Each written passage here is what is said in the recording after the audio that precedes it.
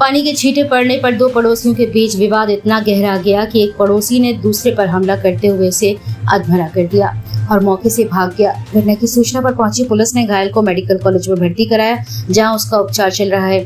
Police ने शिकायत करने के बाद भी आरोपी पर कार्रवाई नहीं हुई है, जिसकी वजह से पूरा परिवार दुखी है और पुलिस कप्तान से न्याय की गुहार लगा रही है।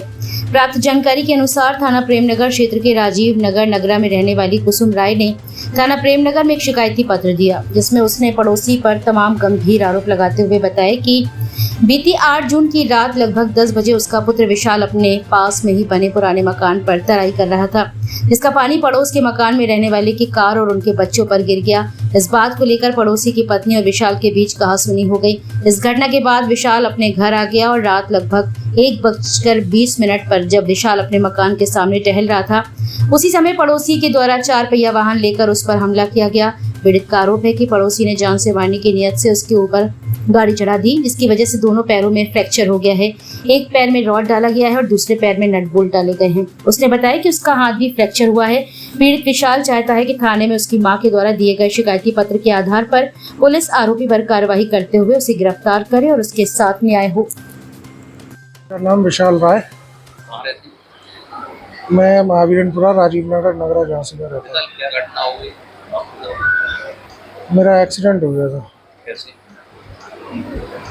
एक्चुअली शुरू से कहानी बताता हूँ। मेरे संडे के दिन मैं अपने पुराने मकान पे तलाई करने गया था। पुराने मकान की साइड वाली दीवारों पे सीलन की वजह से प्लास्टर करवाया था, तो उस पर तलाई कराने गया था।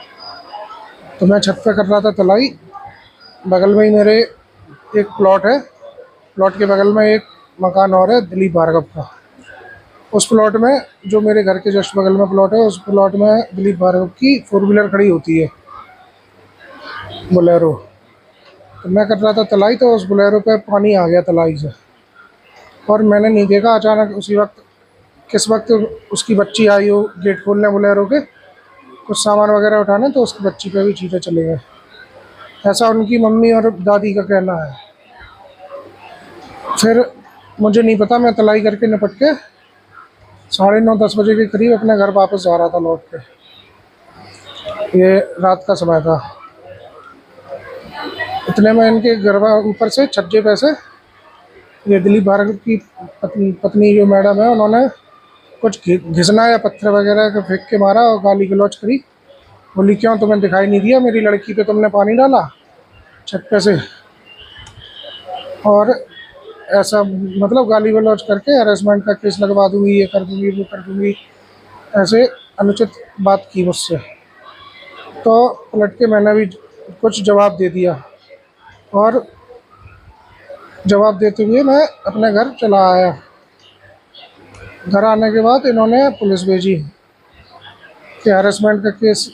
पुलिस आई पहले सड़क पर, तो सड़क पे पुलिस वालों ने मुझसे पूछा कि क्या तुम ऐसे लड़ाई झगड़ा करके आए हो?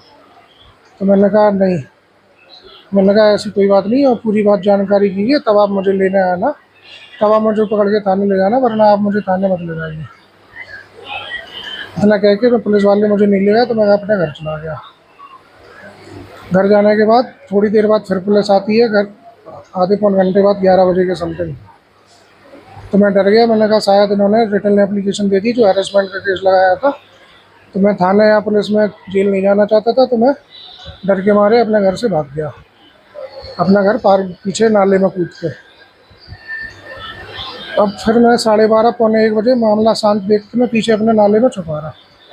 12:30-1 बजे मामला शांत जान के मैं घूम के अपनी गली से ही आ रहा था वापस। तो ये दिलीप भार्गव, ये पहले से रेकी करवा रहा होगा या पहले से इसने कुछ आदमी छोड़े हुए थे। 15-20 मिनट में टहला, एकदम से मैं घर नहीं गया। आपने पहले मैंने कहा जानकारी ले लूँ, तो 15-20 मिनट में गली में अपनी टहलता रहा। इतने में पुलिस तो नहीं थी, एक 4 व्हीलर आई बोलेरो।